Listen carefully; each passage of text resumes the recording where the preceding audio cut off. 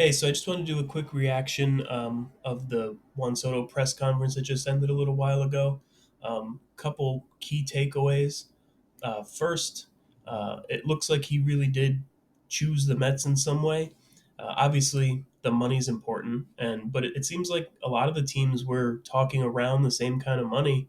And what he said was, when everyone's offering a lot of money, you have to sit down and really look at the situation and see what's best for you. And I think he really liked the situation that Steve Cohen presented going forward, what they're planning on doing for the future. He talked about 15, 20 years down the road, he has a plan for, and he wants to build a dynasty.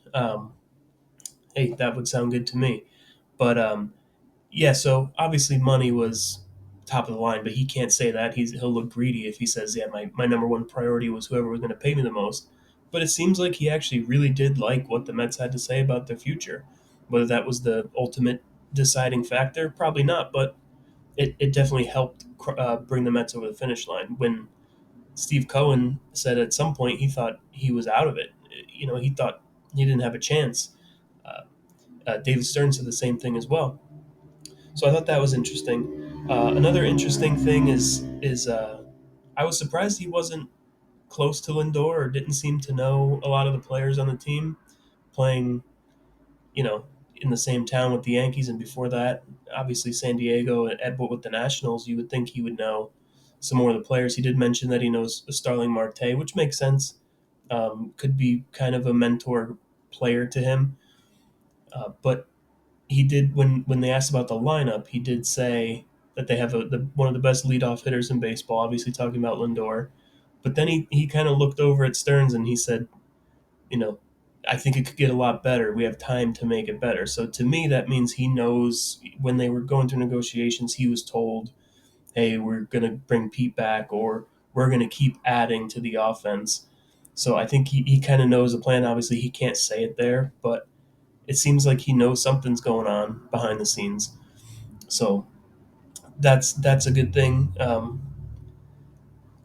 I thought it was strange that afterwards, when he was being interviewed by Steve Gelbs on SNY, he said that he hasn't heard from any of his Yankee teammates. Um, that was kind of weird to me.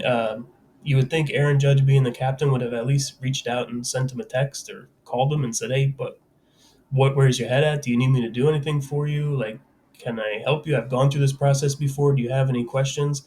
So maybe he felt like he wasn't really welcome there, or wasn't needed there, or wanted there. That's something to kind of think about. But at the end of the day, there wasn't a lot of new information that came out of this press conference. There never really is. The thing that just stuck out was how much family was talked about by both the Mets side and Cohen.